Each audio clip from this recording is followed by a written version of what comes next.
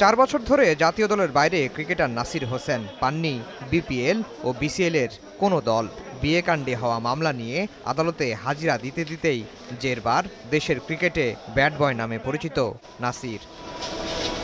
সোমবারও স্ত্রী তামিমা তাম্মি ও শাশুড়িকে নিয়ে কাঠগড়ায় দাঁড়াতে হয় নাসিরকে। 1.5 ঘন্টার রুদ্ধশ্বাস শুনানিতে দুপক্ষের আইনজীবী পাল্টাপাল্টি যুক্তিতর্ক উপস্থাপন করেন। নাসিরের আইনজীবীর দাবি, রাকিবের সঙ্গে তামিমার বিচ্ছেদ হওয়ার পরই তাকে বিয়ে করেছেন নাসির।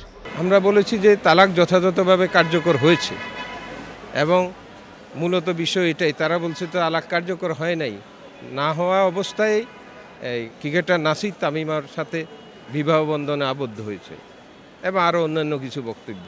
কিন্তু আমাদের বক্তব্য হলো তালাক যথাযথভাবেই কার্যকর হয়েছে এবং পিবিআই যে তদন্ত রিপোর্টে ওনারা যে কাজী অফিসের ভলিউম জব্দ করেছেন সেটাতেও স্পষ্ট উল্লেখ আছে যে তালাক রেজিস্টারে তামিমার স্বাক্ষর আছে এবং সেটা 2016 সালে স্বাক্ষরিত তালাকনামা এবং উক্ত তালাক 2017 সালে কার্যকর হয়।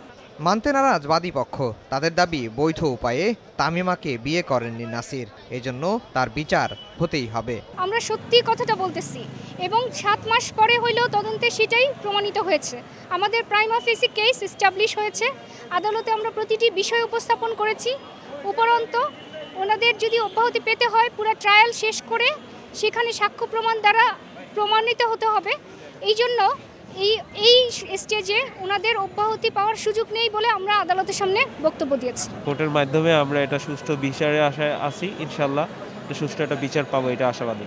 আর ইনশাল্লাহ বিচার পাওয়ার মতো, সুষ্ঠু বিচার এবং সঠিক বিচার হওয়ার মতো যথেষ্ট পরিমাণ এভিডেন্স এবং যথেষ্ট পরিমাণ সাক্ষী প্রমাণ আমাদের কাছে আছে। বিচারটা কি হলে আপনি সন্তুষ্ট? এটা আইনত যে বিচার হবে সেই বিচার হবে। গত বছরের 14ই ফেব্রুয়ারি ভালোবাসা দিবসে কেবিন ক্রু তামিমা তাম্মিকে বিয়ে করেন ক্রিকেটার নাসির হোসেন। বিয়ের পরপরই তামিমাকে বৈধ স্ত্রী দাবি করে আদালতে মামলা করেন তার আগের স্বামী রাকিব। 7 মাস তদন্ত শেষে নাসির, তাম্মি সহ 3 জনের বিরুদ্ধে অভিযোগপত্র দেয় পিবিআই। আফজাল হোসেন, সময় সংবাদ, ঢাকা।